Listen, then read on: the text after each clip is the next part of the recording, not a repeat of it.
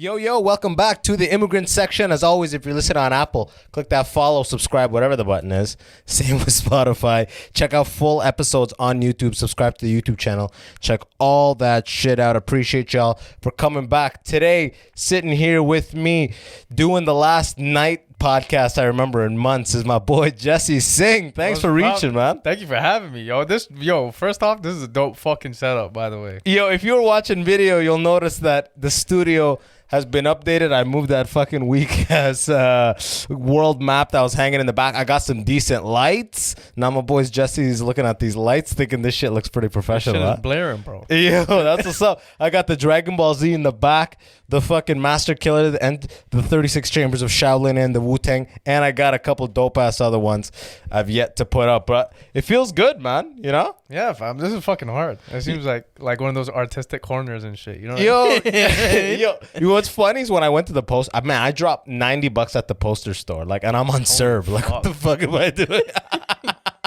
That's how you know they're giving too much serve, man. Yo, I'm at the poster store getting I want to decorate the studio, blah, blah, blah, get some sick shit I like. And then when I came back home and I looked at all the shit I bought, I'll show you the last poster. You know that standard Tupac Biggie poster where they're both standing next to each other? Tupac's giving the fingers up. Yeah, and Biggie's looking degenerate as fuck with a toothpick in his mouth. That's the one I'm gonna put in that frame and I'm gonna put it up here. But what's funny is when I laid them all out, when I came back home, I'm like, yo, man, my taste is mad aggressive. You know? It's Dragon Ball Z, it's Master Killer, but it's all black Wu-Tang. It suits the fucking theme though. You know what I mean? I know it's all the shit I fuck with, but I'm like, man, my shit's militant as hell. I didn't realize how militant I was, huh? Yo, I'm probably going to piss people off with this question, but I had this conversation with someone the other day. Would you put Tupac and Biggie as the greatest of all time?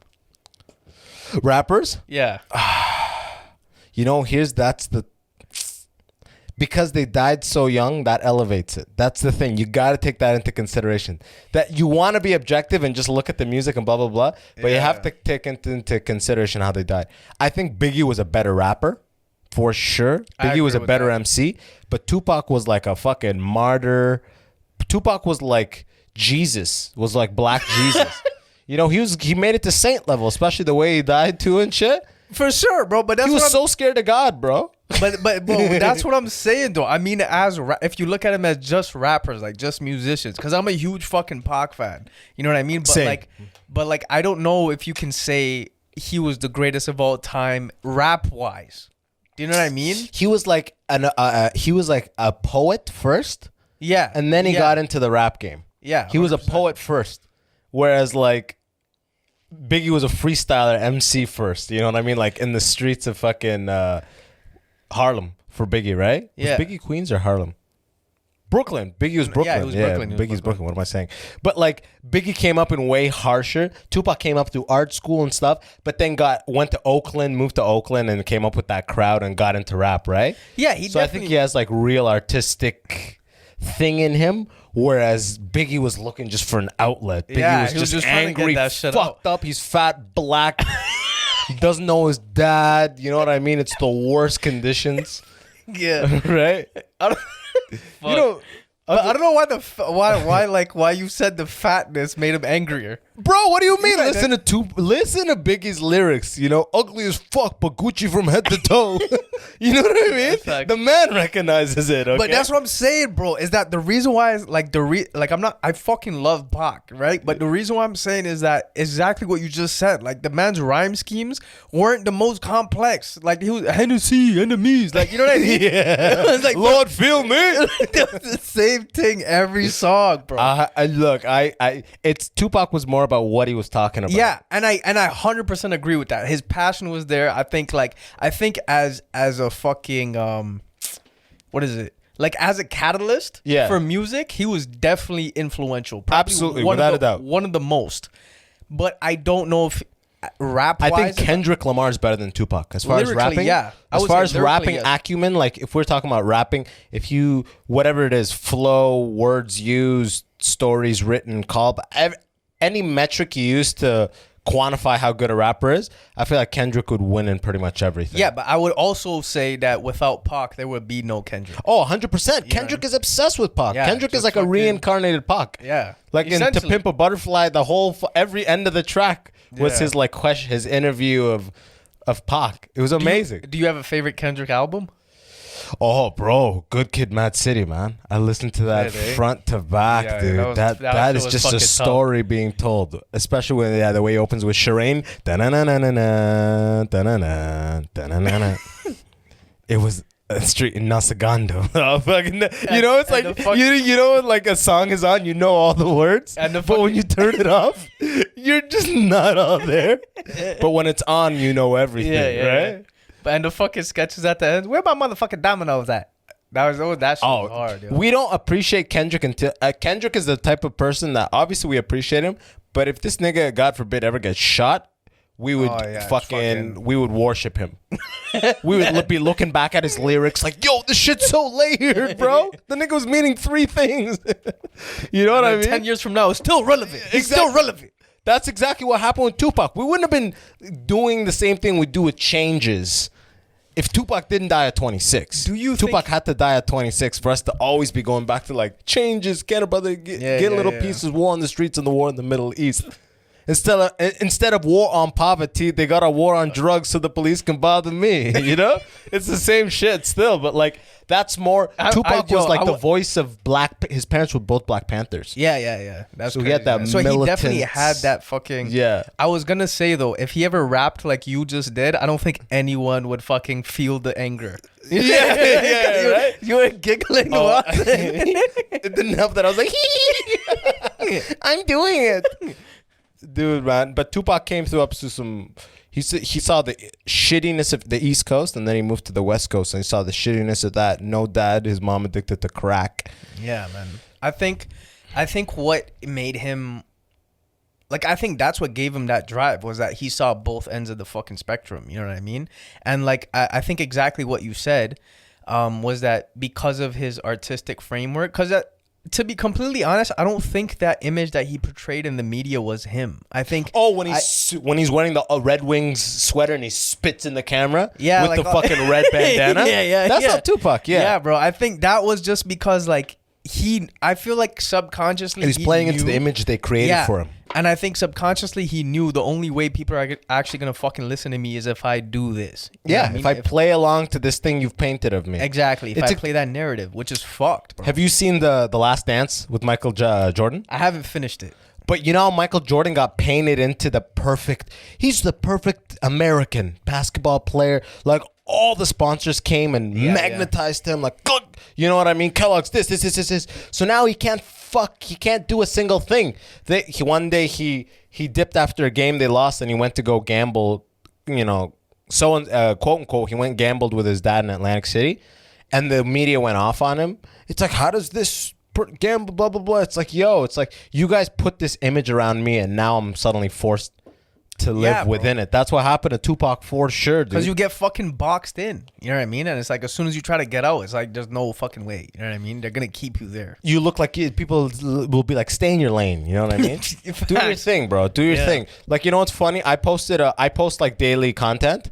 And sometimes I make random shit. Sometimes I make like immigrant shit. And sometimes when I put up the random shit, it doesn't do well because it's almost the masses saying like, stick to your lane, playboy. You know what I mean? Give us immigrant shit. Don't do these memes, okay? Yeah, you're not bro. a meme guy. Stick to people want you in a thing until you can show them you can do all the thing. We can make fun of Childish Gambino, Donald Glover, and then he did This Is America, and now he's like, yo, Childish Gambino's the shit, and like, you know what I mean? Like, you just But now you're expecting him to give us more of that. Like you're like, and as soon as he tries to branch out, it's like, nah.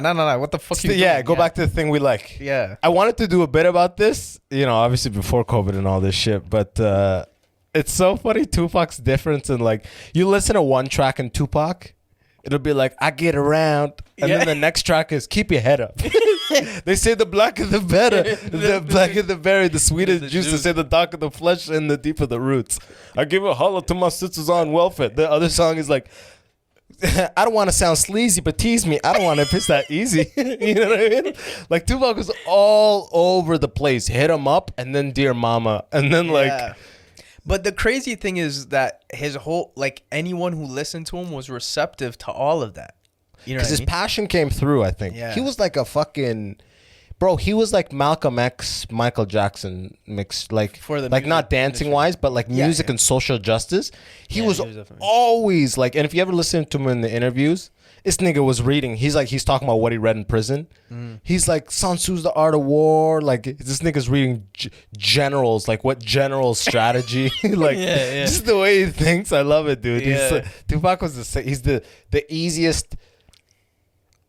We made him a Jesus after he died. The whole media, you know what I mean? Yeah, they paint him as fucking like the savior of like fucking the black community, whatever you want to call it. And the nigga was in the booth every day. So after he died, like he dropped 7 albums. You know what I mean? Yo, bro, I heard this guy used to finish a fucking album like in less than 24 hours, which is fucking nuts. Legit? I've never heard that. That's no, my bad. Not an album. He was finish a song. Yeah. Oh, yeah. But that's still fucked, bro. I heard like one go. Like, and dude, you know Nas? You Illmatic, right? Yeah. You know New York State of Mind? Yeah. Nas did that track is on his first take. Holy shit. When you listen to those verses on that, apparently that recording was he was in the studio and I don't know if he wrote it out in the studio or came to the studio with those in the zone with those one run through of that's New York State of Mind. Crazy, bro. Nas is an amazing bro. I love the fairy tale of rappers. Genius rappers coming up, making it, getting out. Like Nas is a fairy tale almost of rap. Because he not only got out, but he got out and he became a venture capitalist. He stays out of the media. He drops music whenever he wants, but he kept his money. He's probably richer than ever. He's investing it. And he invests in like people that come out of the same kind of conditioned neighborhoods and like new age shit. JayZ's just on that pure mogul business shit. But JayZ was also like obviously I don't fucking know the guy, but like he definitely took that capitalistic mindset where he didn't mind stepping on a few heads. Right? He's a billionaire. You can't be this Gandhi billionaire. Yeah, so he didn't give a fuck, right? Whereas I think Nas kind of took that different route. Like, Nas, I think, is trying to literally elevate the culture as much as possible before he dies. He's got this guru thing about him, this piece about him.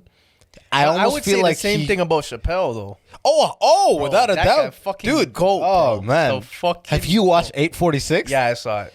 Dude, that wow, just I have such a place in my heart for like what Chappelle's comedy. Chappelle's comedy is like, dude, but that wasn't even comedy though. Oh, I'm not talking about 846 specifically, but I'm saying like that to do that. It's almost like first of all, it was like 16 million views in a day.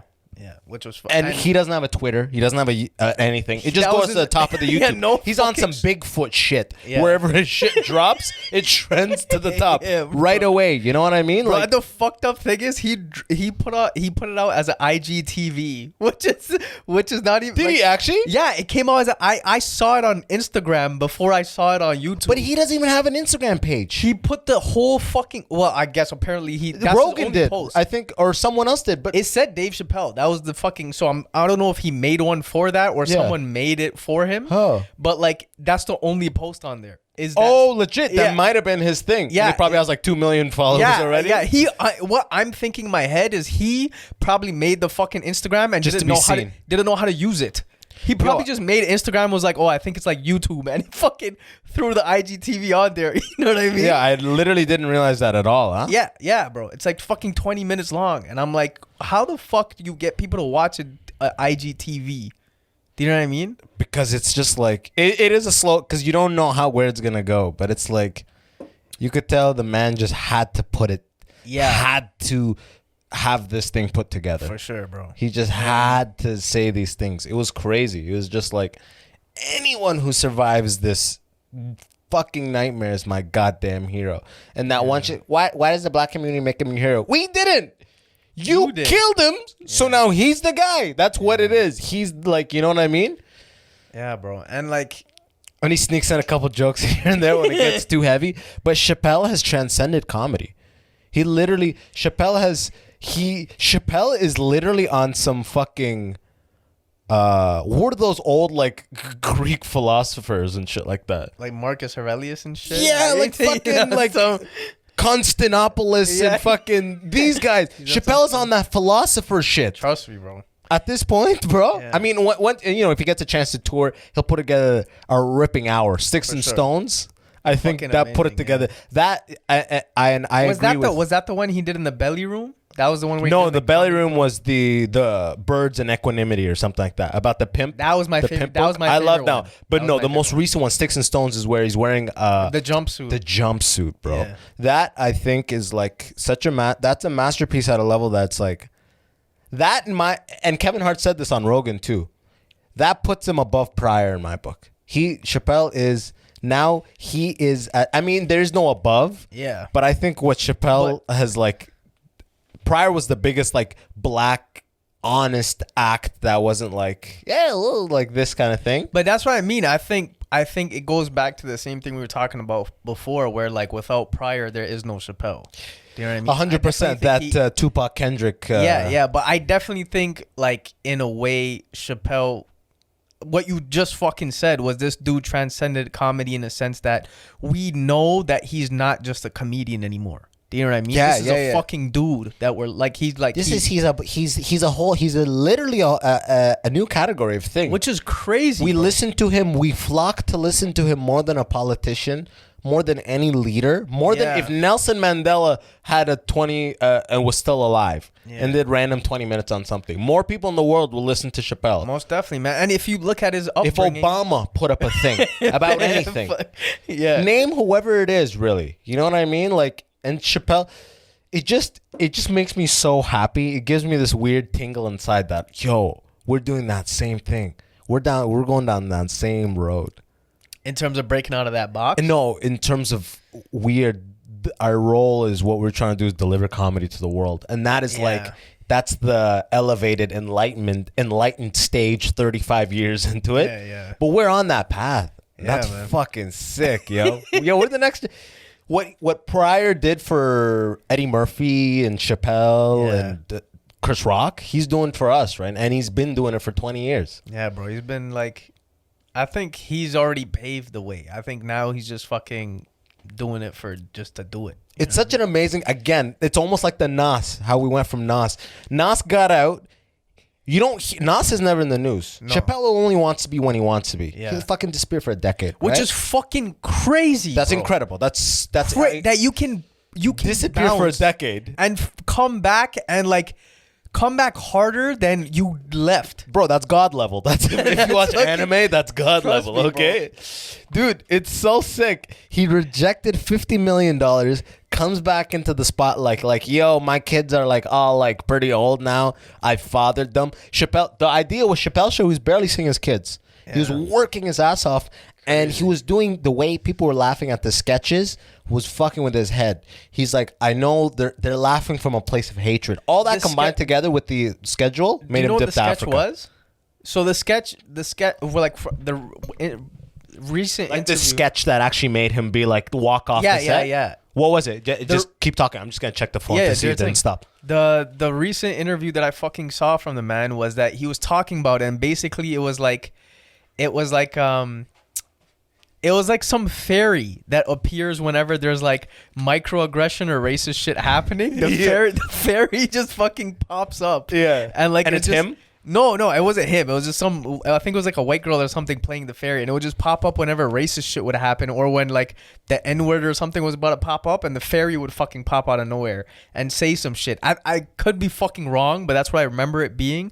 And then he said someone in the crowd laughed, but then he's like, you know when someone laughs and it's like they're not laughing with you, they're laughing at you, and he's like, that's when I noticed something was fucked up. Yeah. I heard that interview. I forget years ago. I heard Yeah. pretty much him describing that, and he was like, "Fuck that." He was at that point. He was barely seeing his kids. The show was like going in this super corporate direction. Yeah, man. They were just 10xing. They were just going corporate with it. He's like, I don't feel like it. Okay, 10 times the money kind of thing. Excuse me, but like, And it's the straw that broke the camel's back. He was like, fuck it. He disappears for 10 years. Right away comes back, does a $60 million deal with Netflix immediately. Yeah. You know what I mean? How sick is that? It's like it's like the Scottie Pippen was like, I'll get my dues. They're like, how do you feel about being like not paid at all? Like being so valuable to the league and barely getting paid? He's like, I'll get what's mine. And after his career, he's had a super lucrative announcing career. Fuck. Scottie Pippen's like when the NBA season's on, he does like commentating and stuff. Like he's paid millions annually. Like he got his on the back end too.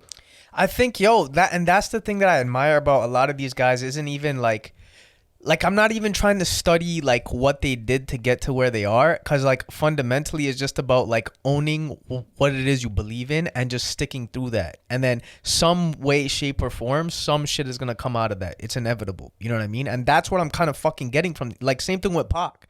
Like, I don't think Pac intended to be one of the greatest rapper of all time. I don't think he built a formula. He found something that he believed in and he just fucking, that's all he kept pressing, and then out of that some shit happened. Look at how many albums he dropped, bro. Yeah. I mean, think of us as comedians. Think about dropping an album. Yeah. Tupac, Strictly for My Niggas, Me Against the World, All Eyes on Me, Tupacalypse. Yeah. Those were like in a 5-6 year span. And then after he died, Loyal to the Game and like 9 others. You know what I mean? You know what I mean? Like, bro, this nigga was always in the booth, but it's crazy. Like, I ain't mad till this day. There's some Tupac tracks that get me going. I Ain't Mad at You. Yeah. Yo, I used to be a huge fucking DMX fan too, but then he went fucking crazy. He went to jail for the 9th time. Bro, did you know been in prison like 14, or is that the number of kids he has? I mixed up the numbers. You know what I mean? It's either prison or 14 kids. They're both in double digits. Yeah, honestly, they're both having the fucking same. Did you know this guy went to jail because he impersonated a cop and gave someone a fake speeding ticket? DMX? Yeah. That's some Hollywood shit. Yeah, bro. A speeding ticket? Yeah. Bro, he talks about it. No, he gave him a ticket for driving too slow. Because he has a fucking siren in his car. So that he turned the siren on, he pulled someone over, and he wrote a fake ticket, and he got fucking charged. That's so fucking bro, he's fucking hilarious, man. Yo, what the fuck? Did he have a uniform? Did he have the uniform? I have no fucking idea. I don't even know how you believe he's undercover. Yeah. Like, yo, aren't you DMX? You were going too slow, man. What's the number? Remember Cat Williams' bit? What's bit? You know DMX wasn't shit at cheating. Bitch, what's the number? The number 3. Nigga, why are you hollering? What do you think about Cat Williams? Honestly, yo, I think he's just inconsistent, man. I think he definitely like there's some specials that he puts out where I'm like, what the fuck is this? But then some specials he'll put out and I'm like, all the way through, bro, I'm in fucking tears. Yeah. Like his Pimpin' Chronicles. Oh, there's nothing that beats that. The first time he made fun of this is before Michael Jackson died, but when he ripped on him, like whole don't nobody say the same shit about you for 20 years. Whitney done smoked her kneecaps off. We saying yeah. Oh fuck, bro. He's like, you can't be no Muslim. You got a white woman pork face. Yeah. How you going into camp? You got pork on your face, man.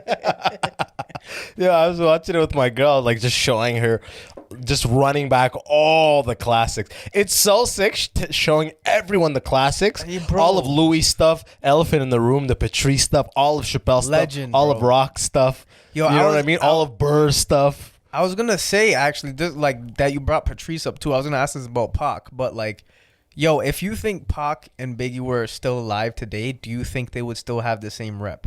No, I think Tupac would have been on some Tupac would have been on like some. Would he still be making music? I think he'd be on like, you know how JayZ went like dabbles in music and then full is 90% is capitalism. Yeah, I think Tupac would dabble in music and 90% would be like activism. Yeah. You know what I mean? I hear that. He'd be like Steve Suzuki or Dave Suzuki, one of the Canadians. But he'd also drop a verse every now and then. Yeah, you know what I mean? Like hop on features. Yeah, exactly, dude. Like I think Biggie might if he didn't die in 96, he would have been dead by now. You know? Or probably from diabetes or something. No, I'm talking about like Biggie. It seemed like was getting into more Too type much of that heat. Yeah, like, street Biggie shit. was a lot more. Tupac was. It was the media that killed them too. It was the media made up this beef bro. really, and then they're like East West, and everyone's like, Yo, I'm West, and everyone's like, I'm East, and, it's everyone like, just Yo, what the fuck? Yeah, everyone just fed off of it, which was stupid, bro. But it is crazy how like, bro, man. Sometimes I think about how Suge Knight was in that car when Tupac died, and he did. What is Suge Knight has like? Yeah, this guy. Suge Knight was in the car when Tupac died. when Tupac died. Suge Knight was driving. I'm pretty sure. I don't know, bro. Yo, I'm pretty sure Suge Knight was driving when Tupac died. That's fucked. Yo. Yeah, and then That someone guy did some sleazy shit. someone told me he put the hit on it. Someone told me that, a conspiracy theory.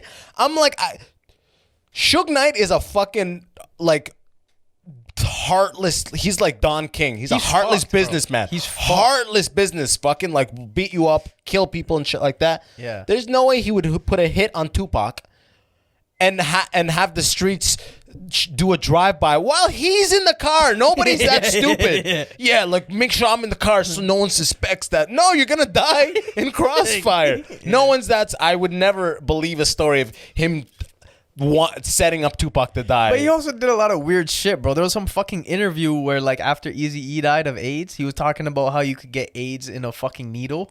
Did you see that? Oh, like trying to like, he's like, he ain't gay. You know what I'm talking about? Like for his family, like. No, he's just saying, like, he was just talking about it like he did it.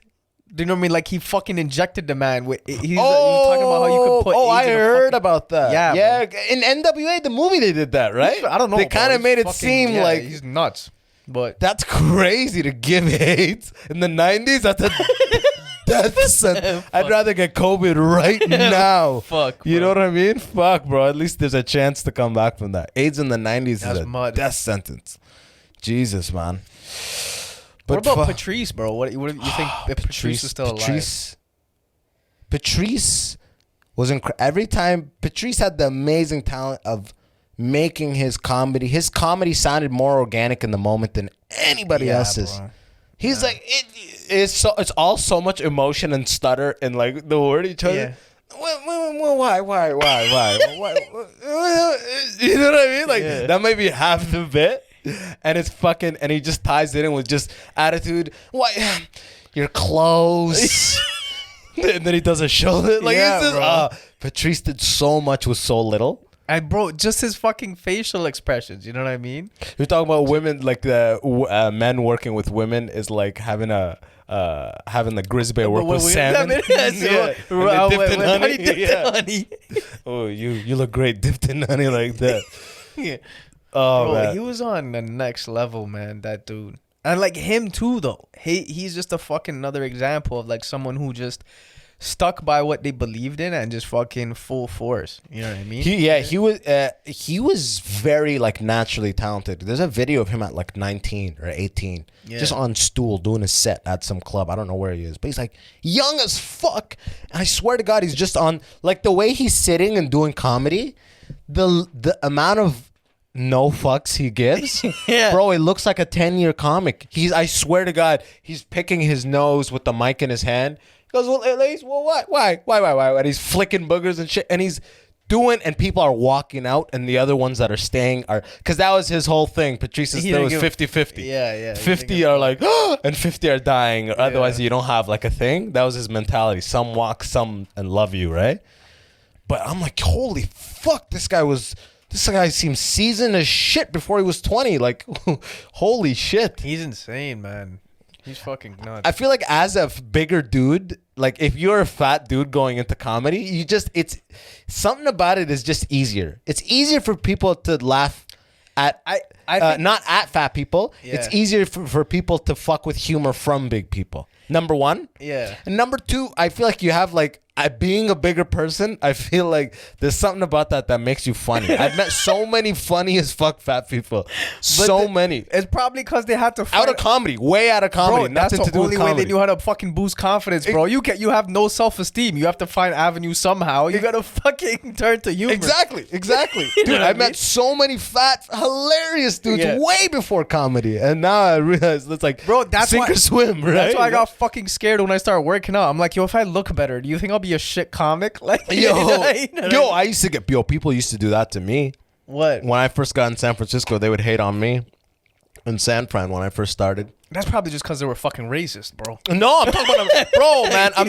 Bro, I love to this nigga named Anthony Medina out there running shows in San Francisco. This is when he first came. He showed me love by the end. Yeah. But bro, when I first got to San Francisco, started doing open mics. I was doing open mics for months, and he booked the one show, and I'm trying to get on. I'm not doing that good, but I'm seeing everybody eventually. Yeah.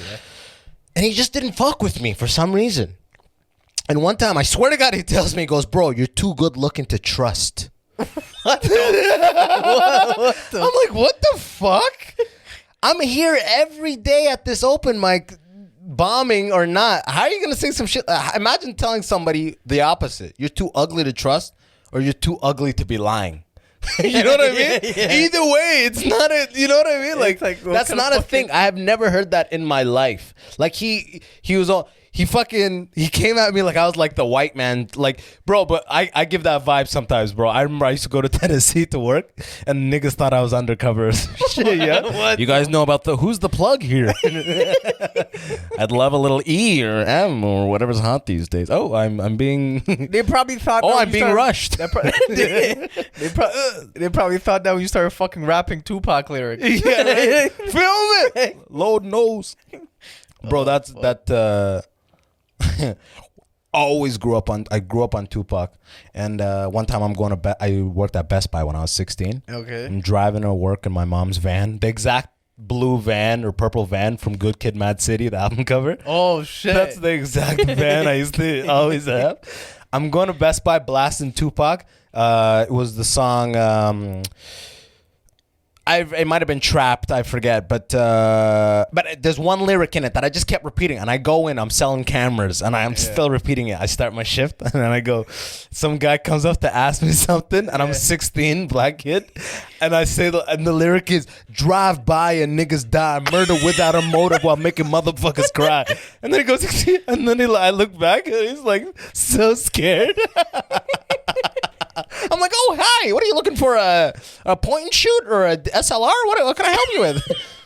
Here at Best Buy, it's no commission, no pressure. Oh fuck. Bro, you were just telling me before we posted up on the podcast that you are you've got the biggest heart. You know, you're one of those, bro. I'm gonna tell you the truth. I'm gonna tell you the truth. Okay. Yeah. I'm not proud of this too, okay? When I okay. first moved to Toronto, because, you know, we all want to be liked as comedians, right? Yeah. When I first moved out here, I always have this thing in my heart where I really want people to accept me right away. Yeah. But a lot of times that in a lot of things, and almost everything, people don't really accept you right away, especially in comedy. Yeah, 6 months, they give you the shoulder, and then right? People probably still fucking hate you when you have. And no people idea still, why. yeah, exactly. Exactly. There you go, right? But bro, I remember when I first came, like I want to be like, we all as comedians, all of us want to be liked. Fair. Right? Yeah. That's like what drives it.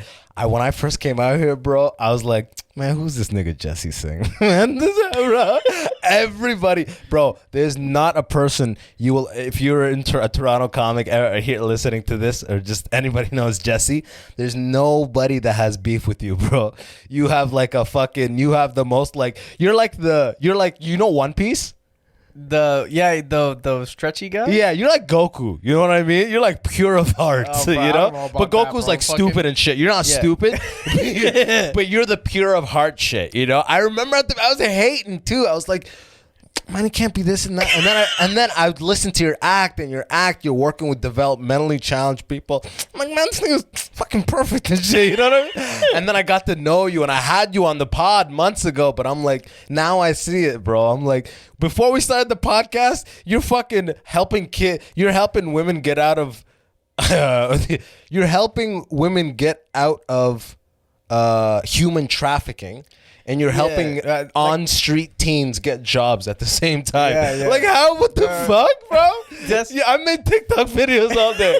You make me feel like shit. Nah, bro. I mean, yo, to be complete, thank you for that, by the way. Yo, 100%. That's the truth. But to be completely honest, I'm pretty sure there's someone out there that fucking hates me. But I have nobody, idea bro. why, you know and if they do, they don't fucking know you. That's what I'm saying. They don't know you're carrying 17 youths on your back.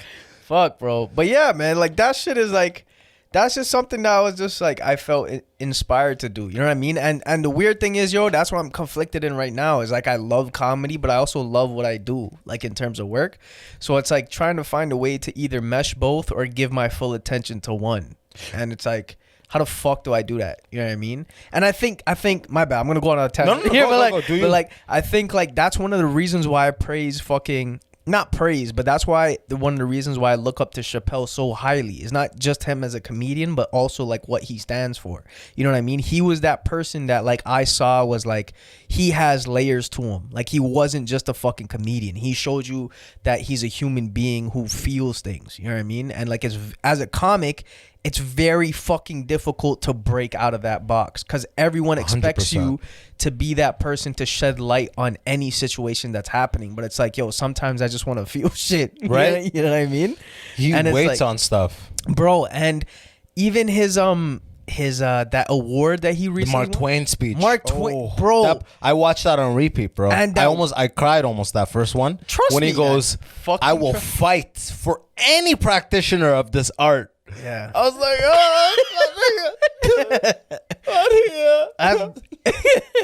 and bro, the shit that got me was when he was talking about that quote that his mom said.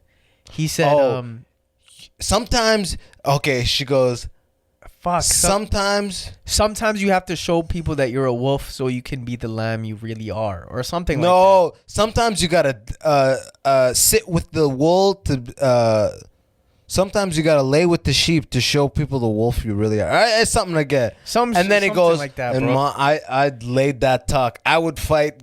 I would go gab to gab with anyone just so I could chill and be myself. Trust me. And I was like, yo, that's my whole life. Yeah. You know what I mean?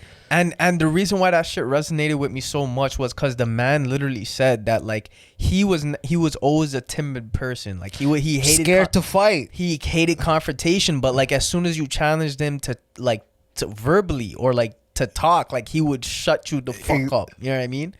And you identify with that? Is that how you were coming up? I mean, I could see it, man. I mean, I definitely use comedy as a defense mechanism. Like even that. But you're like, I'll fight. No, I don't. What? I wish a motherfucker would. The kings of comedy. Bro, that's why I started doing Muay Thai now, bro. Fucking trying to learn. I got jumped in grade 6. Or what is it? What the podcast?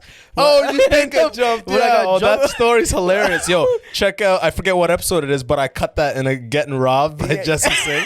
Check out the short clips on YouTube. Bro, when I got fucking jumped in high school. Yo, what it is, doggy? Yo, dog, so what's good? I'm at 6 in the morning, bro. Trying to go to a fucking factory job with Filipinos. Let me leave. Holy fuck. What it is, doggy? But yeah, bro, like that shit was facts. Cause like I remember growing up in like when I was growing up in the hood, it was like, yo, I didn't know how to fucking fight. I was a nerdy ass Indian kid, but a lot of the times that saved me was cause like when anytime dudes would like try to run up or like they would wait for you after school and shit, they would be like, nah, allow him, he's funny. Cause they would see me do 100%. Sketches, or they would see me perform on stage in like school and shit. Yo, me too. yeah, but in London, they're like, in London they say, all right, he's cool. But in Toronto they say, yo, allow him.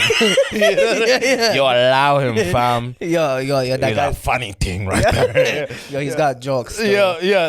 In London, the exact same thing, bro. I used to be afraid to fight. I used to have older brothers who fought, and I used to have older brothers who were fucking up with the law and shit. Yeah. So the pressure to do well academically fell on my shoulders way harder. Trust me. Because everybody else was fucking up. You gotta do good.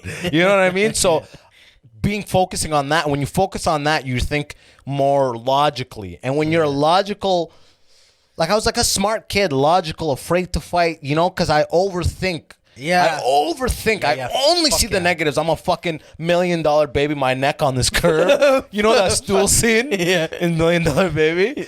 I don't know if you saw the movie $1 Million Baby, but you probably seen that scene where a boxer gets knocked out, and as they're falling, at 30, the corner person will bring in a stool, and then as they fall, their neck hits it, and they fucks the. I always think that's gonna happen with the curb or some neck shit. Like I'm gonna get dropped and I'm gonna split my head open, or so I always didn't want to. I always didn't want to fight. I'd always kid. I would kid until the last second, and it was only in my 20s where I was like, yo, I'm not.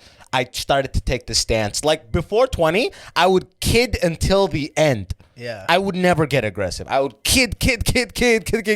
Right? Only in my 20s, I was like, yo, I'm being taken advantage. I got to stop the kidding attitude. Yeah, bro. And I actually got to stand up for myself in this moment. But before my 20s, bro, I would take it to the grave. I would take that joke to the grave. You're fucking with me, whatever. I'm just gonna get away from you. You keep fucking with me. You fuck. Let me just get away as far from you as. You know what I mean? Like never come out and be like, yo, step the fuck back. That didn't, that didn't happen until much later, right? Nah, I hear you, bro. That's facts. But yeah, man, I think like that's why like comedy to me was such a fucking saving grace in that sense. It taught me how to use my voice. Bro, at recess, I used to Killing Them Softly, and For What It's Worth. Fuck, dude. I used to reenact them perfectly at recess, and I almost still to this day can do all of For What It's Worth word for word, pretty much from the beginning. Holy shit. We did it big, cable nigga. God damn, we did it big. You know what I mean? Like, I used to have, those mini DVD players that have a 7-inch display and just big enough for a DVD. I used to just be in my room and I burned it For What It's Worth. And whenever I was like, there was shit going on or like whatever, bro, at least once a week I'd pop it in and I would just run through the hour. And I was literally, and I didn't realize it until like way in my 20s when I did my first, I was literally training my mind. I was like training my mind to do comedy. For over a decade. Never, because I have the immigrant mind. Yeah. I was never thought that I could make a career out of an art. It just wasn't an option in my mind. Yeah.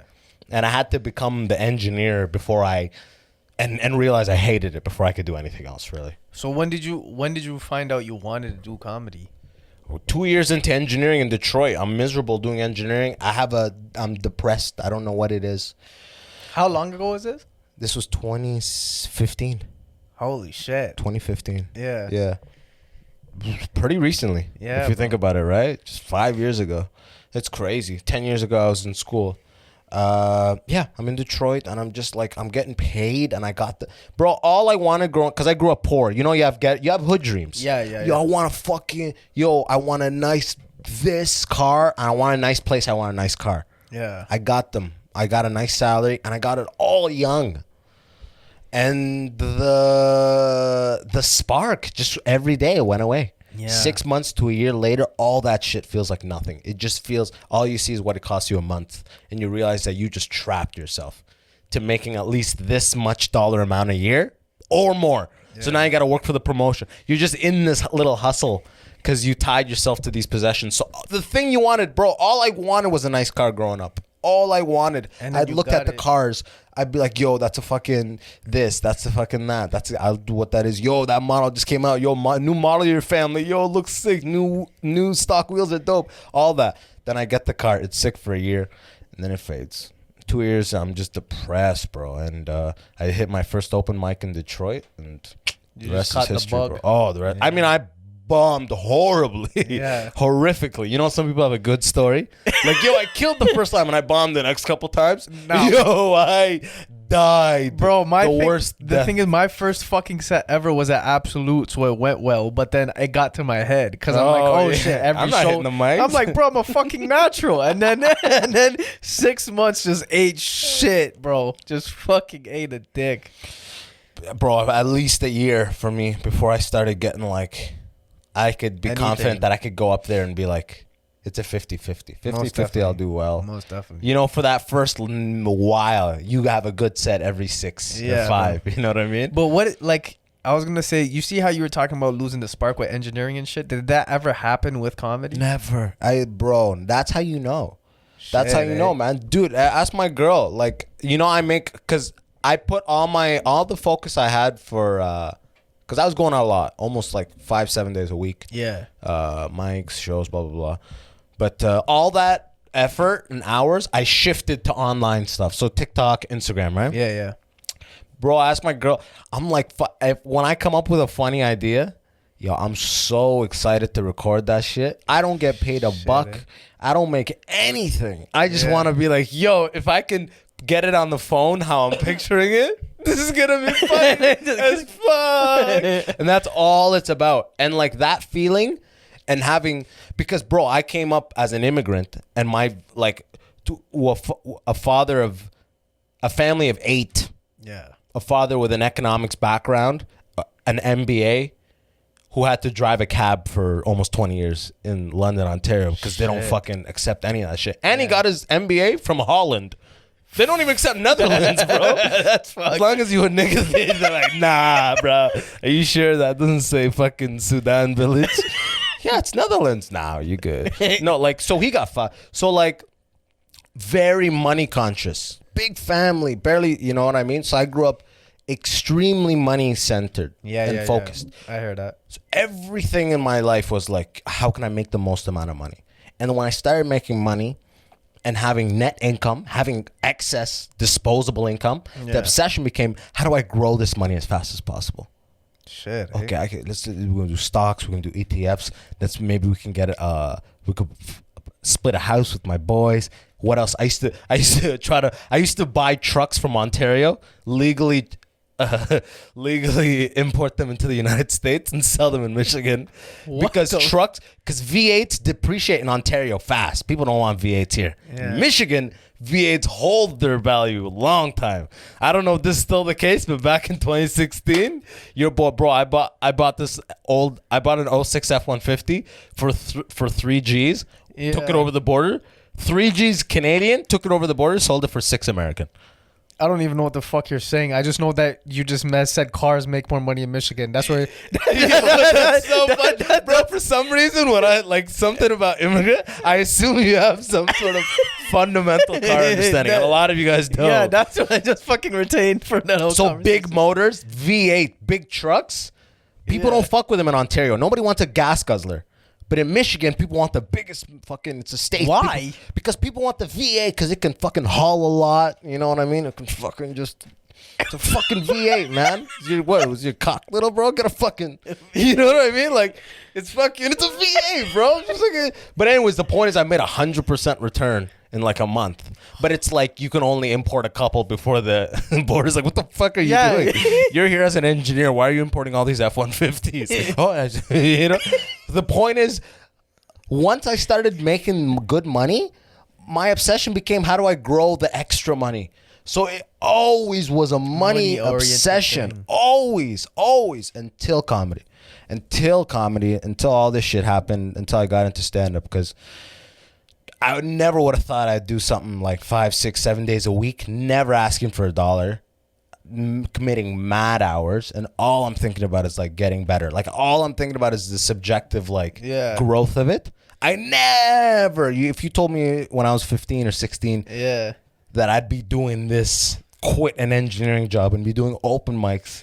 So that shit wasn't tough though, to know that you were making that much fucking loot and then all of a sudden you lost it because you wanted to chase this? Oh, bro, it fell into my lap. Fuck. I told this story many times on the podcast for people who listen, but I go to Michigan. I do my first set in Michigan. Now I'm doing open mics. I love it. I'm like, okay, sick. I'm going to become a comic. I'll do engineering for 5 years and comedy at night. And then in my 6th year, I'll be a good enough comic that I can quit engineering and just do comedy. Yeah. One of those plans 1 month in. You know what I mean? Those plans you have.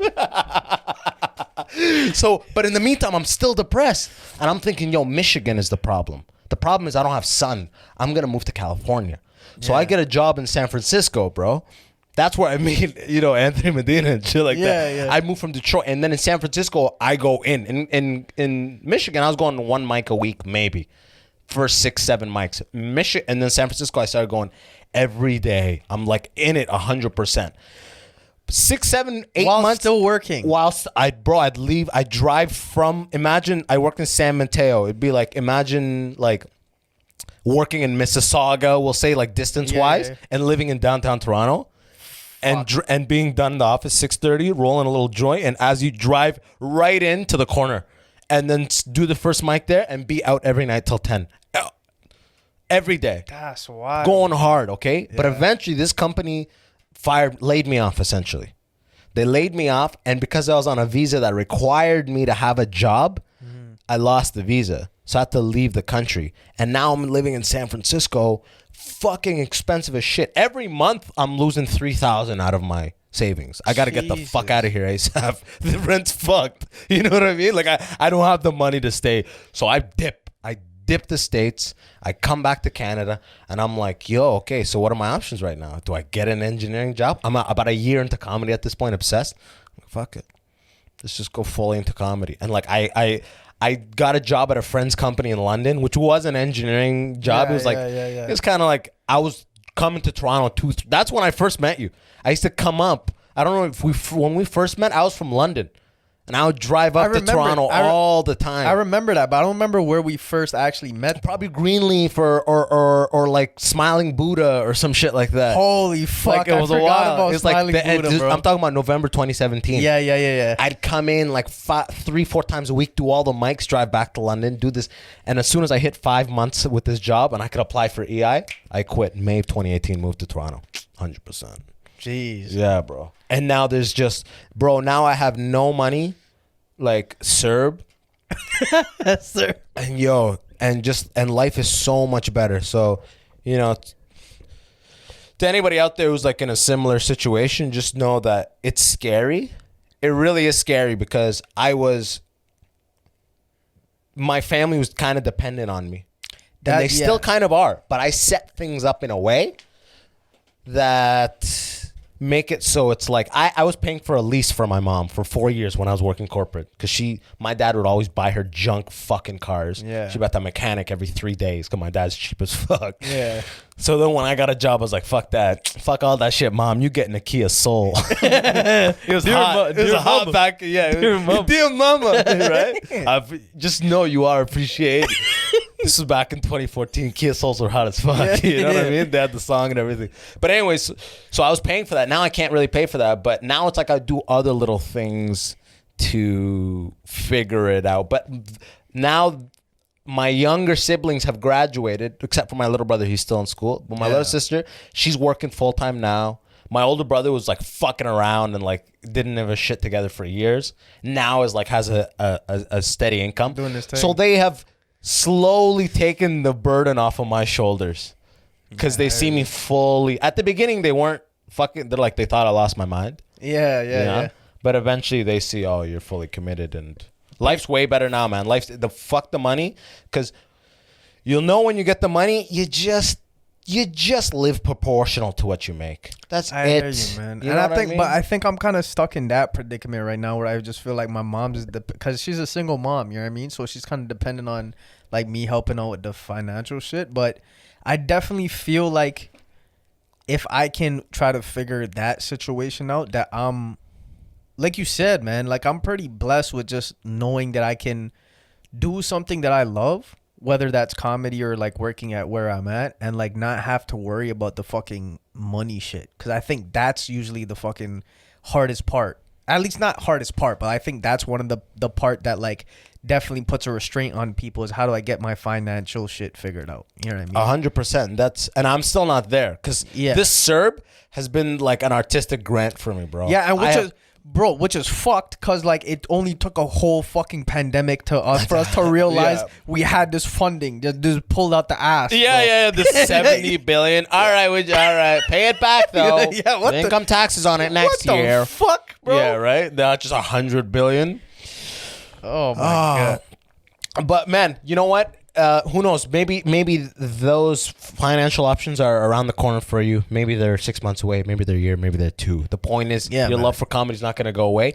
If jumping out of the corporate and getting into comedy would have meant that I would have put my family in a financial situation that would have made them insecure, I wouldn't have done it like that. Yeah, I would have still been doing comedy, but I would have been doing some fucking engineering shit. I'd be talking about it on stage every night, how much I hate my job. You know what I mean? But I'd be doing a double hustle type of thing. I would never ever leave them dry. And in fact, till the funny thing is, till this day, bro, my brother-in-law, I love him, Waleed, my my older sister's husband. Yeah, they got the 2 beautiful kids, 2 daughters, so fucking cute. Bless him. He's like, he always hits me with the same shit. He's like, what if it doesn't work out? You know what I mean? He's like, listen to me, man. I have cousins in the Khalij. The Khalij is the Gulf. Yeah. Abu Dhabi, Dubai, Qatar. Yeah. 12,000, 13,000 a month US, no tax. Engineers, think of the money. And I'm like, dude, first of all, I look him in the eye and I'm telling him, the path I'm taking right now is the path that'll make I'm 100% sure this is the path for financial security. 100%. Not let's try to find a job that gives me 110G salary and I fucking get laid off in 8 months because I don't give a fuck and I can't compete with all the other people who are passionate about the job. 100%. Not even that, bro. You become a fucking slave. Like, you know what I mean? You become a slave to a dollar right now. Like, I'd rather keep, like, even though I'm saying this, even though I just fucking yo, bro, said you I'm would take a fucking dollar shit, if you could. You know what I mean? You know, but like, nah, but the thing is, yo, that's also like, even the whole shit that I'm doing now, it's not like for the non-for-profits. I'm not making fucking bank. Oh, I know. You know That's what I'm saying. Of course. There's no way. The shit you're doing, bro, that comes from a love of it. There's no money in that shit, bro. There's probably like $1,600 a month or some shit. Which is fucked, bro. If you think about you know what I mean? There's no money in like in community resources in benevolence. Shit, you know what I mean? Wild. There's really no money in that. If ideally, like what I would like to see myself is like creating some sort of fucking programming or workshop utilizing comedy and the shit that I do. So like ideally I would want to construct something that I could take to different non-for-profits or like work with youth, but incorporating this kind of comedy to it. Because I think, you know how easy that is, bro. Yeah. Can I say this for sure? That, you know, all those cheesy people that come to your school tell you don't fuck, don't do drugs, blah, blah, blah. We always had one. We always had this bald black dude in London who I think did the whole Thames Valley district. He ran the whole circuit. I don't know. I don't know. But this nigga was funny. I don't know. I don't remember if he was a comic. I don't remember. But I remember when he was the talker and he would come to the Muslim Student Association or he'd come to the high schools or the grade schools. I forget where I saw him. I saw him like 3 or 4 separate times. But I always remember everyone loved him before he even started talking. They'd be like, oh, it's him. And even the kids, like the ha-ha kids, like, oh, shit. You know what I mean? Like, I remember one line he said. He's telling us some facts. And he goes, listen, now I'm going to drop it like it's hot. And everyone's like, you know what I mean? And that's cheesy as fuck. But the point is that the 99% of the people that go to these schools are fucking weirdos, people that you don't relate with. There's just a fucking like a recovering alcoholic who's mandated by the court to do this thing. You know what I mean? Who's mandated by the court to tell you don't drink and drive. You can fucking tell they walk in with an ankle bracelet. Yeah, exactly. Don't do it. All right. Now hug 6 of you, but you'll end up like me. You'll end up like me. Kind of talking 3 more minutes, Mr. Pazinski. All right. If you gotta drink, if you're gonna drink and drive, put a toonie in your mouth. The metal fucks up the thing. No, not that. You like. The point is that there's fucking room for that. The high schools, grade schools, they're never gonna go away. Yeah. That need for constant, like, relatable education is never gonna go away. 100%, man. And your skill for comedy is only gonna get sharper. Yeah. And the people that you work with, your network of like people that you've worked with, that'll be like, oh, Jessie Singh. Oh, yeah, fuck yeah, Jessie Singh. Have you heard of Jessie Singh? That grows, that accumulates. When you leave a place, they don't forget you. Most definitely. I think, my bad. No, keep going. I was ranting. Yeah, not to cut you off. Not to cut you off, bro. But like, I think a huge part of that too is just because of like, they're not gonna forget you. Granted, you put the effort in. You know what I mean? For sure. Yes, correct. And I definitely even made, like, just being in the field that I'm in, I've had fucking connections with people who's actually left my organization to go on and do other things. But I still have those connections. You know what I mean? So I just dope that you even bring that up because I didn't even thought about it like that. All the people that are in your network of people that just are good people that want to give back, that like philanthropic, I don't know what the word is, like they like philanthropy, they like those activities, they like to be benevolent, charitable, all that stuff. I mean, philanthropy, you need money to do it, but philanthropy is like giving to charities, like right? monies and shit, yeah. Well, I mean, like, you know what I mean? Being charitable with your time, being a good person, giving back, actually giving a fuck. You know what I mean? Yeah. Like, I talk all this and that, but when's the last time I was at a fucking soup kitchen or any of these things? You're actually doing the stuff, bro. So that's what I love. And all those people are in the same circle. You know what I mean? Yeah. Like, the people that help that stuff, their friends went to work for nonprofits with the district 100%. that organizes this talking for kids for the what's it called, peers or Peers the VIP program. values influences peers program, all that stuff. There's cop stuff, specific cop stuff, like don't do drugs, but like I said, that black dude that killed the circuit, you could 100% be that guy that the kids actually like recognize, and like they didn't just shut him out as like authority right away. He actually was funny, and he was cheesy funny. Like if you went out there actually funny, actually caring, like I'm telling you, there's for sure money in that. And in the meantime, you take, because that's like the VIP season is like September or October. It's like your first couple months of 4th grade or 5th grade, right? So you have months where that stuff is not required by the districts. You fucking do a brown tour with fucking this guy and this guy, and you go get your little money here and here, and you're a resident comic with Absolute or whatever. You pick up your money here and there. Like, it's not about making $1 million. It's about having a good living, 100%, supporting your family, and just doing it out of your specialty. And that's the key, I think. And like, to me, I always felt like if you're passionate about something, and then if there's something that you like truly, like if it's something that you're passionate about but you're doing it wholeheartedly, I always felt like there's something that comes out of it, like inevitably. You know what I mean? Yes. Like that's going to happen. Yes, 100%. As long as you fucking stick to it. Exactly. Consistency is the biggest part. Exactly. You know? Even like some people were like, how are you? But 2 years in, I was having a conversation with some comics, and they're like, I forget who the fucking comic was, but some comic was like, Toronto? I forget where it was, but it was somebody that was like, it's not like we're going to make it. And I was like, get the fuck away from me. Get away from me with that. Everything about that, get that away from me. That negative, that vibe, please move from me. You know what I mean? Facts, Shut all that shit down. Because I really think failure, you can avoid. Like, people say, what if, like my brother-in-law, he's like, what if, he said, what? Like, wahad min mia, like, what if 1 in 100, 1% chance you don't, it doesn't work. I'm like, how does that make sense? How can I keep doing the thing I love for putting it out there and only getting better? And it's not like I'm a fucking delusional guy. I'm a funny guy. I know I'm a funny guy. Facts. People are looking at my shit, telling me they're fucking with it. Yeah.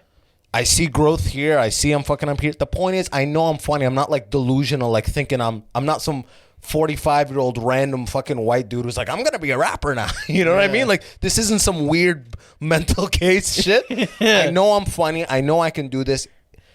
If I never stop, how the fuck can I fail? Yeah, man. But success is inevitable if you don't stop. 100%. And I think the key thing there, though, is doing it because you love doing it. Do you know what I mean? It's not about having an end goal in mind, because as soon as you fucking do that, it's like you're just focused on that. And then your art takes the hit. Yeah, exactly. Then you have tunnel vision. You're missing the whole journey. Your creativity fucking, like, you lose that shit because you're like, oh, fuck, man, I'm not there yet. Yeah, exactly. It's like you're just focusing too much on the destination. Yeah. But as cheesy as it sounds, because I don't like to say, and I have said this on the podcast before, but you asked what got me into stand-up, and the real reason is this. Fucking stupid.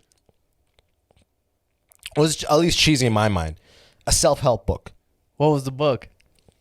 It was 2015. I'm fucking depressed, and something in my gut is telling me this engineering thing. I always knew it. Yeah. I skipped every class in university. I hated engineering. I used to jokingly tell my buddies that learning is for losers. Just to fuck with them. Because I had friends who were like passionate engineers. Yeah. Who they were meant to be an engineer. Like that. I wasn't doing that shit. I was doing I was living the dream that was sold to me. Yeah. I was becoming an engineer for my parents, essentially, right? And I didn't realize it yet. But see, the dope thing about, my bad, you could like, I still want you to finish, but I think the dope dope part about that too is that you realize that like it's not that you fucking hated engineers or whatever, because you realize that other people, that's actually a passion. 100%. You know what I mean? not. Yeah, I'm never out here being like, I'm never condemning engineering as a career thing. That's retarded.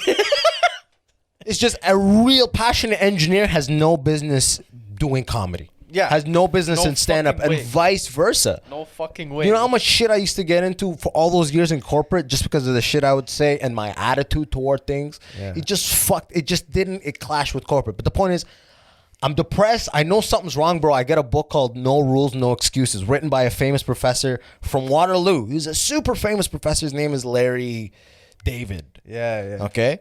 And he's like, his lectures would be full and like people would be in the back, not even in the class, standing. You know what I mean? Like he did TED Talks and shit like that. His whole thing is why you will fail to have a great career. Like that's his whole thing. Yeah. And literally the gist, I read this book and it was the first self-help book. Because growing up, I always thought like, yo, if you need a self-help book, you're stupid. You know what I mean? Yeah. Yo, figure your shit out, bro. I'm going to be an engineer. I'm going to fucking make money and I'm going to fucking kill it. That's it. If you're stupid if you need a self-help book. You don't want to be an engineer or a doctor. You're like just so dumb and like laser focused and kind of naive, but thinking I was smart. But I had nowhere to turn. I got this book and the gist of the book was this. If you are not doing something out of passion, eventually, if you are doing something and it's not out of passion, eventually you're going to hit a wall that you cannot compete. And I realized that. I'm clocking my years. I was doing a program management role. I'm accumulating. In my head, I was like, I'm accumulating experience. It's good. Yeah. It's good for what? For the next job? To negotiate more money? What's it good for?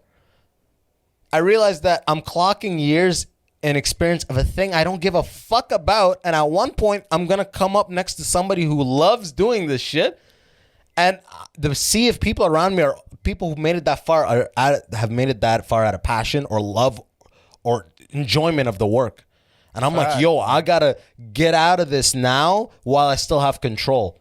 So that literally started making, and the book had little exercises. Think about, write what you do. And you know what's funny at that point? At that point, when I read that book, I was watching stand-up every single day for over 10 years.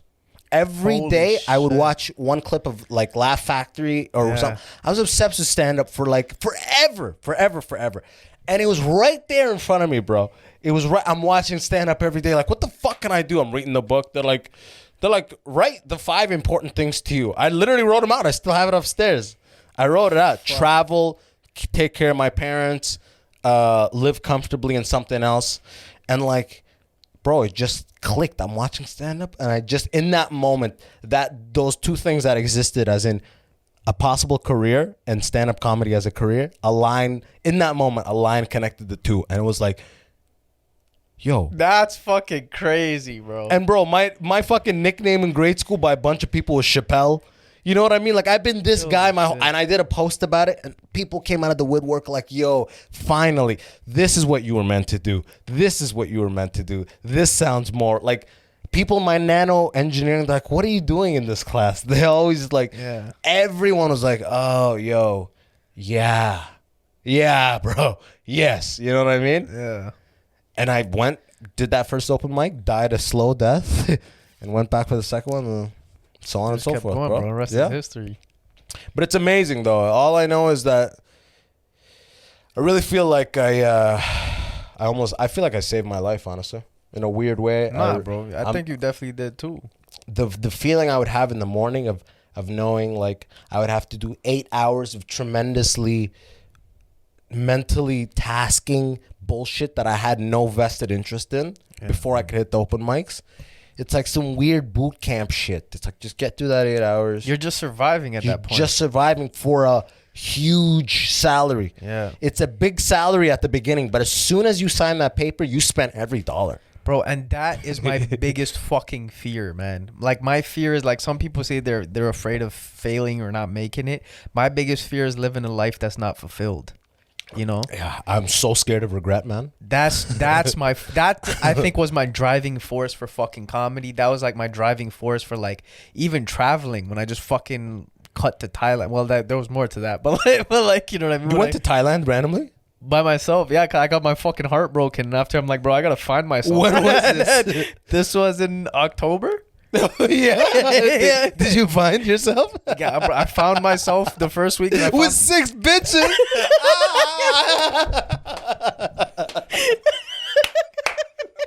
Look at you guys.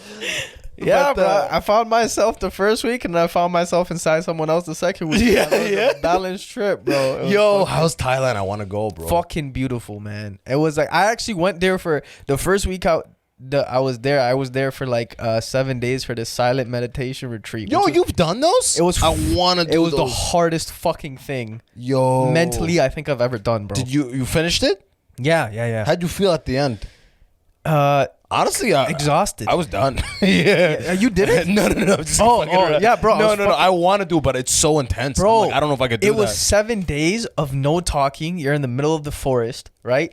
And like you only ate twice a day. So you only ate at 7:30 and 11:30 in the morning, and then you didn't eat for the rest of the day. But it was like you couldn't even eat a lot because it's like it was weird. You're 'cause, not like, expending like yeah, the you're energy. not expecting the It's energy. all just staying in yeah, there. so it was like 7:30. You would wake up at 4:30 in the morning. What the fuck? This is a Navy SEAL hours, bro. Bro, What are you, David would- Goggins or some shit? You would I go- run 200 kilometers.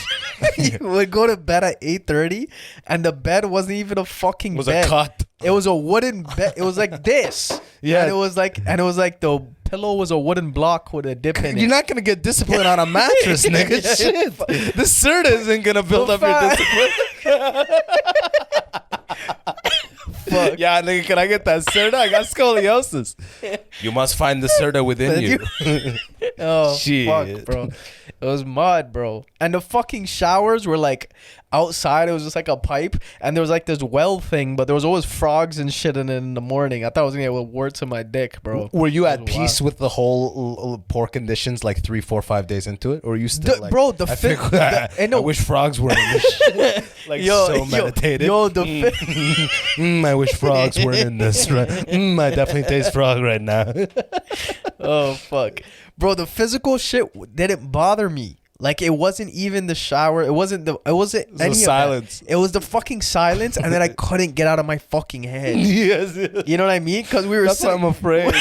I can't. I don't know. bro, we were sitting down meditating and shit, and I'm like, I'm just supposed to be fucking peaceful, but I wasn't feeling at peace. Like, I was just fucking, there was so much shit going on in my head, and at one point I got pissed at the monk because I'm like, yo, this place is a cult. Like, you're doing you're doing something to brainwash us.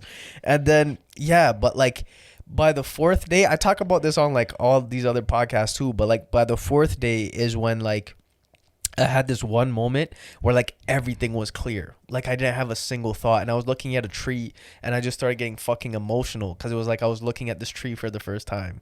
Oh fuck! It was See, fucking that's nuts, that's bro. what I want, bro. That's that feeling. That's what I want. I haven't. I would say that haven't had that same feeling again. I think that's what I'm slowly working toward. But I know what Bliss. What would you call it? Just pure joy, or just I guess kind of like I read this book and it had an amazing quote in it that said, "Enlightenment is the space between thoughts."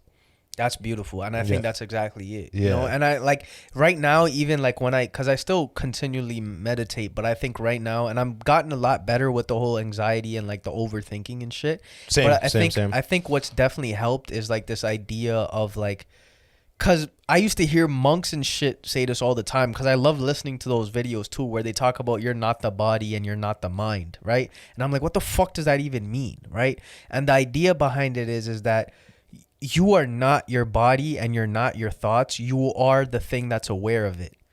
So your awareness of your thought, like you are the awareness of what you are thinking, and you are the awareness of your body. Like you are basically consciousness. Your mind and your thoughts that produce are just something that they're side effects of like the machine of exactly consciousness. And what it is that you're looking at. And once you realize that, it's like you can literally choose which thought you want to give power to, and then like it's almost like looking at a fucking movie like on a screen, right? Like you're seeing your thoughts kind of pass by, and then as soon as you see one that makes sense, is that when you can tap into it. That's amazing, bro. I meditate just like a couple minutes a day. I like try to meditate every day. Yeah. A couple minutes, or as soon as I'm like, I have a couple of triggers where it's like, if I do a couple things, I'm like, yo, I gotta meditate, you know? Yeah. When I go into a room and I don't remember why I went in there and my breathing is fast, I realize that I'm trying to do 7, or I'm thinking 6 things ahead. Yeah. And I'm trying to do 5 things. And I'm like, yo, you gotta sit down right now and just breathe for a minute. You know, yeah, bro, and it always remembers. You always remember what you came in for. But I've only realized that recently. For years, I'd just be like, if only they had. If that's the one thing I would change about engineering, and maybe all university degrees, because education in general, man. Or education, even in high school, I had fucking physical ailments due to my stress because of the pressure I had to be academically performing. If I just had a mindfulness class.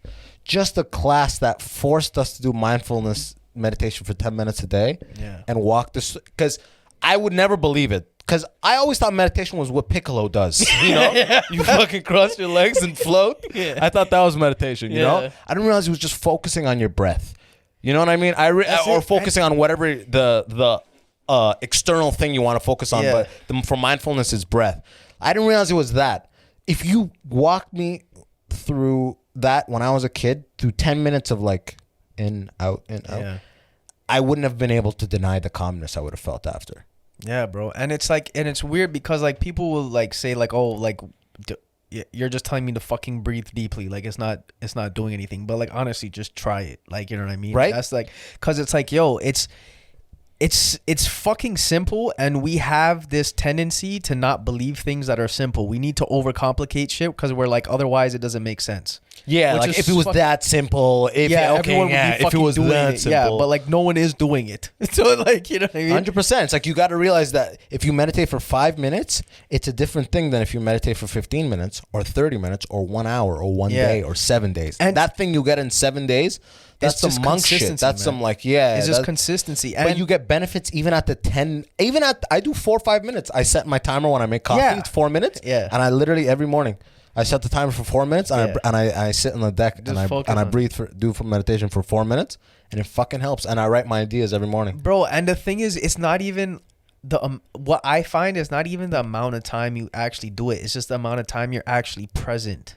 Do you know what I mean? Because you could sit for fucking 20 minutes with your eyes closed, but for 5 or 10 of those minutes is when you actually are like completely present with yourself. Just on the breath. Yeah. And like, because the other 10 minutes are like, oh fuck, like, you know, you're trying to fix your scene. Yeah, exactly. Like shit like that. That's why with 4 it's tough, but I've gotten to a place where I just have to find that seat. You know, you're saying fix the seat. Sure, yeah. Because if I sit slouch, then it really does become a lot of the thoughts are about like configuring my body. Yeah. So I just try to sit in this one spot where my legs are 90 degrees. Yeah. You know, and my back is up, and I just try to get in there. And it's like, and I forget where I heard this, because sometimes I'll beat myself up.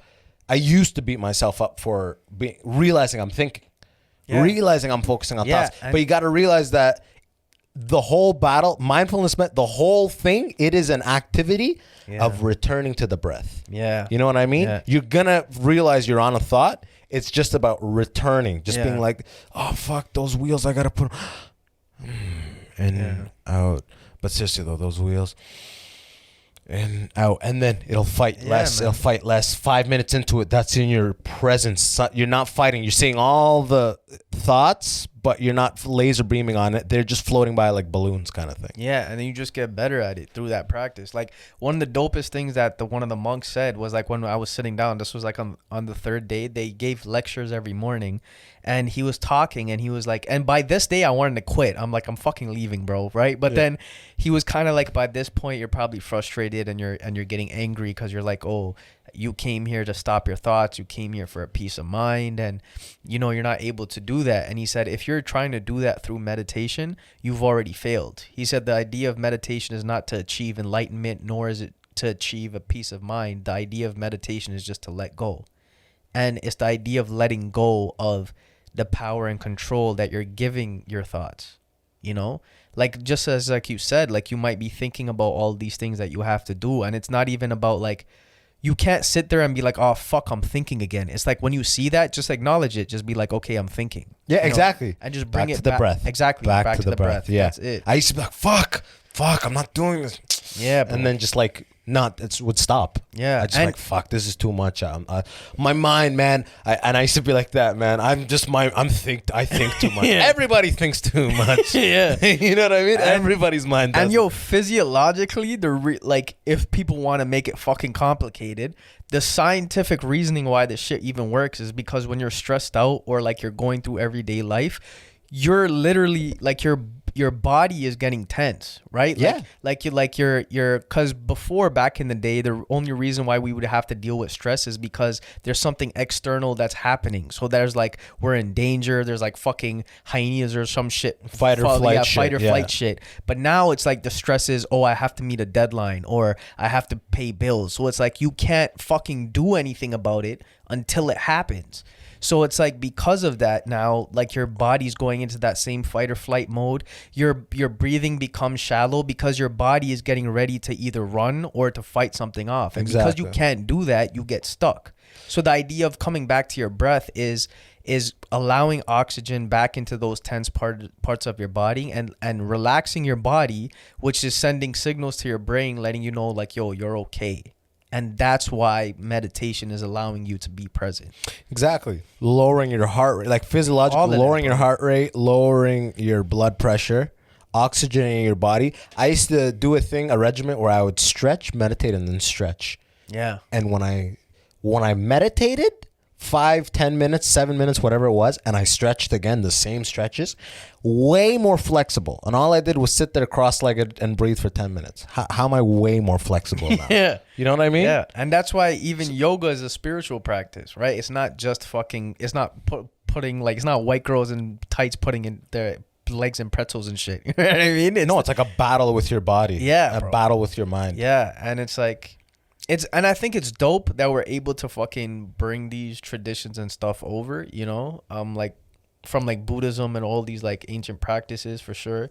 But even on like, they're starting to use it even in therapy, like in psychotherapy and counseling and shit. You'll have a lot of like little activities where they talk about mindfulness or even meditation and stuff like that for people who have been through trauma. Which is fucking huge. Which is a lot. A lot of people have PTSD and shit. Yeah, bro. Yeah, especially immigrants, man. Trust me, bro. Especially that village. And they're so fucking against, and those are the same people that so are against taboo. counseling. Yeah, like yeah. Yeah, fuck. Yeah. Oh man.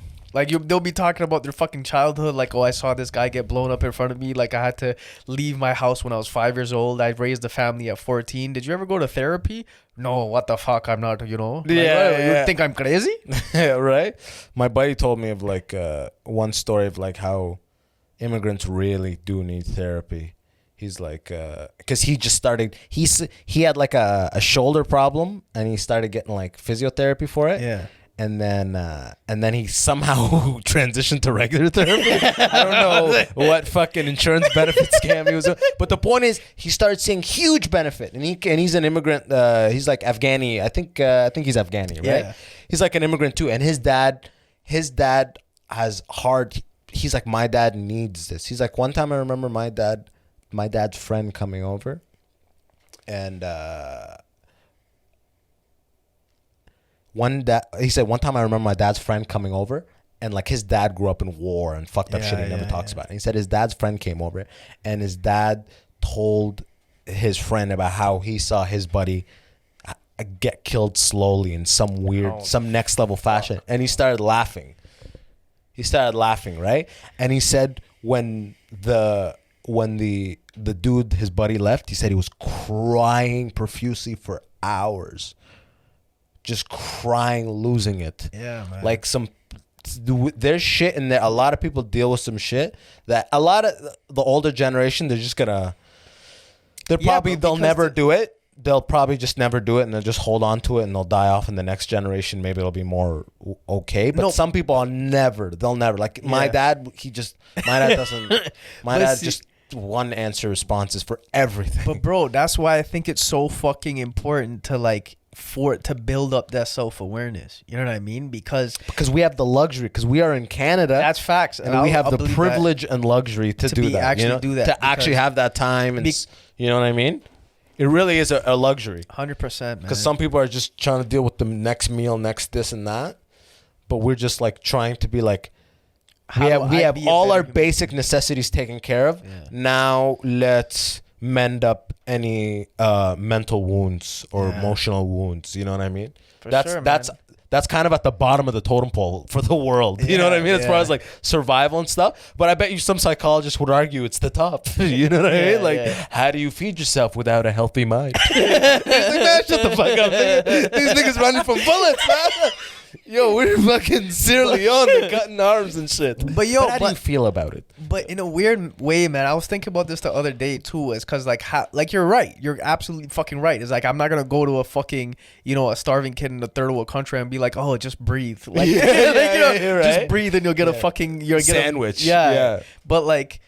But I think the reason why the fact that we're in a position of such luxury and privilege to have the ability to do that, I think is more of the reason why we should. Because as soon as you start doing that, you start building like empathy and compassion for another human being inevitably. And once that starts to happen, your belief system automatically changes into wanting to live and serve others, whether that's through art that we create or through other means, but like we will find a means to an end to do that. And I think that's why self-awareness at its core is such a fucking vital thing, is because even though other people may not have the luxury to do that, if you have it and you tap into that, it could benefit you and the people around you. 100%, man. And you definitely you follow suit and you bring that forth. 100.